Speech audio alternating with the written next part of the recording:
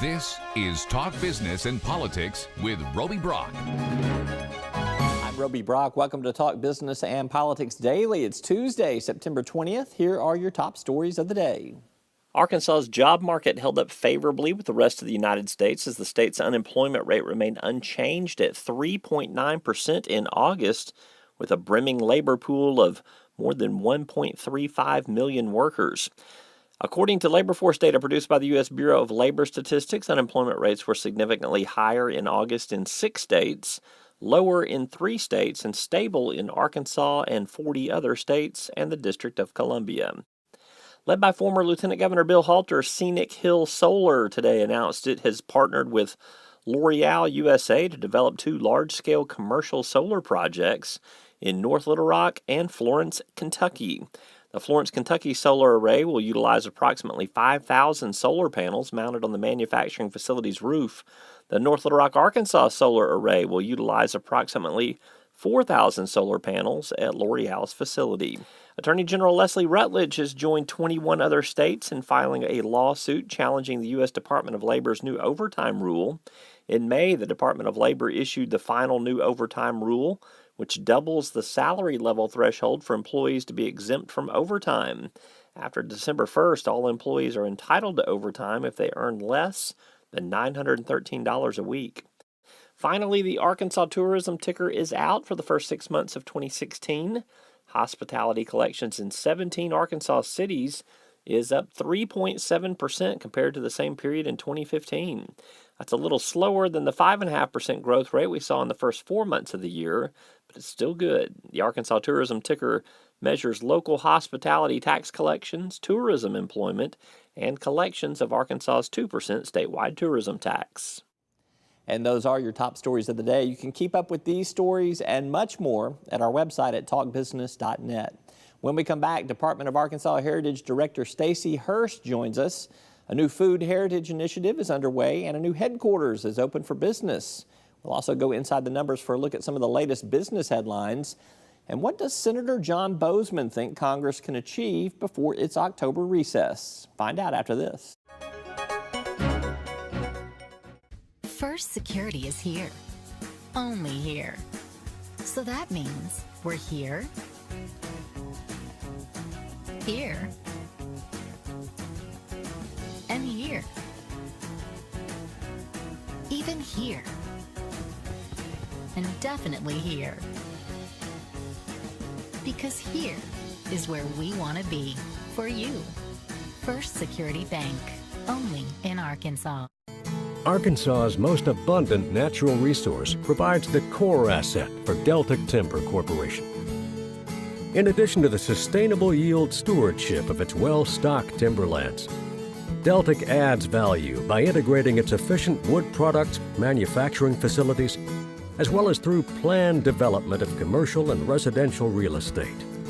Deltic Timber Corporation, creating value for a growing Arkansas. And we are now joined by Stacey Hurst. She's the Executive Director of the Department of Arkansas Heritage. Thank you for being here. Thank you. Appreciate it very much. Thanks for having me. The Arkansas Food Hall of Fame, a statewide program to recognize the legendary restaurateurs and food festivals and all of the things around food in Arkansas. Where did this idea come from? Why do you think this program is important? Well, actually, it came from a member of the governor's staff about a year ago. He had seen the Alabama Barbecue Hall of Fame, Carlton Safa, and that was the inspiration for it. He sent a message over to the Department of Arkansas Heritage that we might want to explore this, and sure enough we did, because we think it's a great way to tell the story of Arkansas. So you had to go to Alabama and eat a lot of barbecue to do your homework on this? Is this what you're telling me? I haven't done that yet. Well, tell me how this is going to work. How many people are going to be able to be nominated? Who's going to monitor the nominations? How does all that work? Well, we have a blue ribbon committee that has been appointed of foodies and historians that will serve as the committee and the group that will curate the list and will eventually make the nominations to the Hall of Fame. And there is no limit on the number that can be nominated. People can look at our website, arkansasheritage.com, and get all of the information in the 4 categories that we have for this year. So the nominations are unlimited. All right. And they're being accepted through November 9th? Yes, they that's are. right. People So, need yeah. to look and vote by November 9th, and then we hope to have the nominations really ready to announce in the late winter, early spring. Yeah, so tell me what you hope this kind of evolves into, becomes eventually. So, Yeah. Well, we really think it'll be a great way to have a conversation with the people of Arkansas about what makes their community unique and interesting, because one thing we're really focusing on is heritage tourism, because we really are the curators of the story of Arkansas. And this is a great way, we think, for people to weigh in on what's really unique about their community, because we have categories not just in restaurants, but for example, a food event. And you might think about the Coon Supper, Right. which is very much a unique Arkansas event. So we think it's a great way to engage the community, to stir up a little heritage tourism, but to just really tell that unique story of Arkansas. the Hope Watermelon Festival, Hope the Mount Watermelon Nebo Chicken Festival. Fry. I've been to Yes. a lot of them over the years there. So Mosquito Fest is not my favorite one. That's the other one. And you can't No, eat anything that's at that not one good. anyway. All right, let's turn our attention to the Department of Heritage has a new headquarters, and it's spectacular looking, very grand. I mean, fantastic. Thank you. Sits right there on the banks of the Arkansas River. You're in it now, right? We are. What all's in the space over there? What's somebody going to find there? We have our three resource agencies, which is Historic Preservation, we have the Arkansas Arts Council, and Natural Heritage are all housed there, as well as the central office. And this has been it was a project that I inherited, but has been about, well, a year and a half construction project. And we are there, even though there's still some construction going on the outside, and are almost moved in. We hope that hopefully by the winter we'll be able to have an open house and invite the public to come in and see it. We're very proud of it, and think that it will serve the state very well and the citizens very well way into the future. Yeah, you say you inherited the project, but I got to ask you just a specific question about that. I mean, as a taxpayer, somebody's going to ask, is this a good use of taxpayer money to do this Yes, versus renting some space? So. Yes, I understand. When I arrived, the bonds had already been sold. So once that happens, it's really hard to undo that. It is hard to undo It's bond hard issues, to undo that. yes. So Governor Hutchinson did ask me to study it, and I did. And at that point, it really was not wise to go back on that pledge to the bondholders. So we moved forward, and we are well within our budget. We were authorized by the legislature to spend just over $7 million, and we have stayed within that budget. And at the end of the bond period, where we're paying back the bonds, which I believe is a 15-year period, then we will own the property. So it will absolutely be a wise investment for the taxpayers. Will you be able to do some stuff on the grounds over there for where the location is? Because it sits right there on, I mean, you can see the river, you know, I mean, it's beautiful where it's at right there. It is well located, and actually what's really good for us, and I understand the reason why that location was originally selected, is because it sits right next to what we call our collections management facility, which is the old Balch Oldsmobile building, and that's where we store all of our artifacts. And so it's very convenient for us to have not just our resource agencies and our central office there, but right next door to all of the artifacts that we store for the museums. All right, I'll be waiting for my invitation to the open house. The Arkansas Food Hall of Fame, main reason why you're here, that is arkansasheritage.com is the place you can go to get to it. You can Yes. also get to it at arcfoodhof.com. Yes, So yes. everybody check that out. She's Stacy Hurst with the Department of Arkansas Heritage. Thank you so much for being here. Good to see you. Thank you.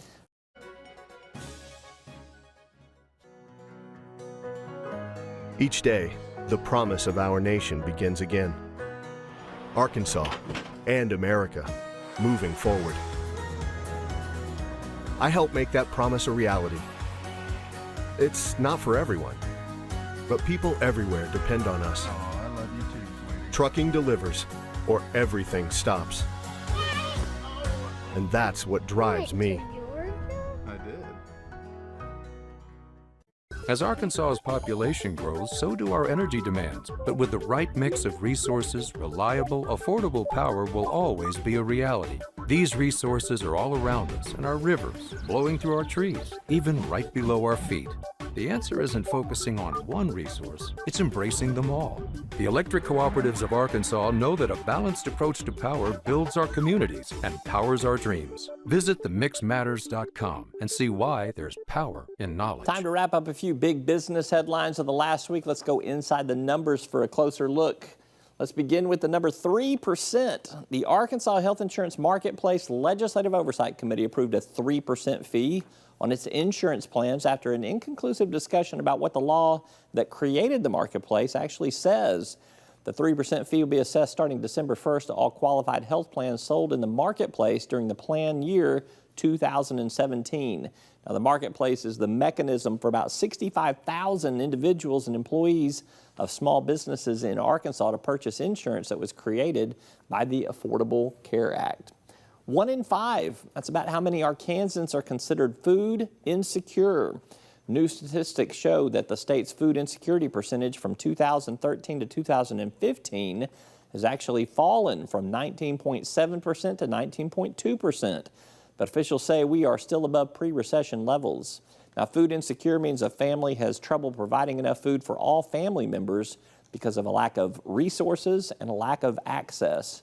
Nationally, the food insecurity rate dropped to 12.7% in 2015, so Arkansas well above the national average. 60, that's the number of jobs coming to the Little Rock Airport. American Airlines will add an aircraft maintenance center for its smaller jets at the former Hawker Beechcraft hangar at the Clinton Airport.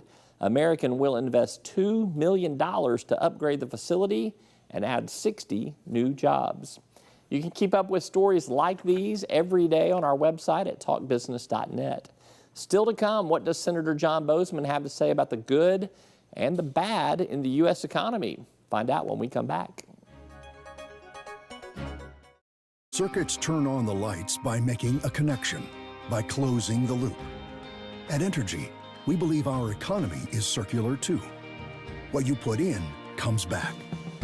So we invest billions in new infrastructure, which helps attract new industry, which helps create new jobs. We partner with local communities to electrify the economy, and together we power life. Entergy. You've likely heard of the Great Arkansas Treasure Hunt. In fact, you or your business may have property to claim in the hunt. But where does this treasure come from? Businesses like yours. The law calls it unclaimed property. If your business is holding money on its books that you've not been able to return to the owner, it's most likely unclaimed property, and the law requires it to be sent to the state auditor's office each year. Auditor Andrea Lee's office can make the process for businesses to comply with the law easy and straightforward. Help us help you return Arkansans' unclaimed property at auditor.ar.gov.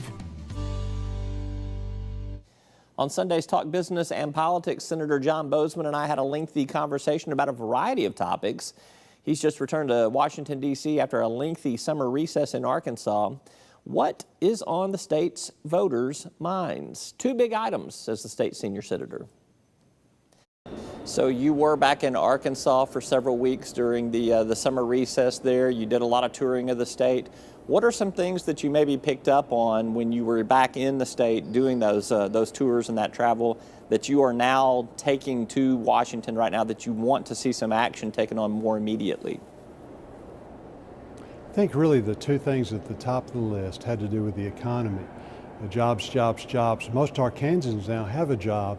They're concerned about the future. They're concerned about the next 6 or 8 months. You know, are you going to have a job then?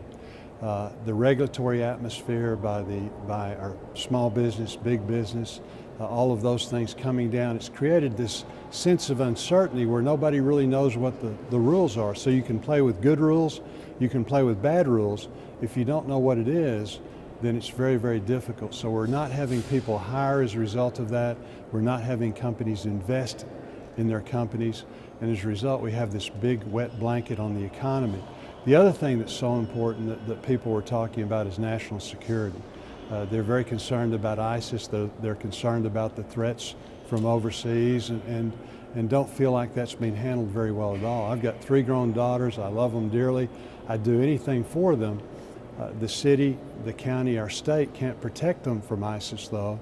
Only the federal government can do that. So we need to do whatever it takes. We need to spend the dollars. We need to listen to our leadership in the field and formulate a plan and then prosecute that plan so that we can win that battle. That's Senator John Bozeman. You can see his full interview at our website at talkbusiness.net. That is all for today's Talk Business and Politics Daily. I'm Roby Brock. We'll see you tomorrow.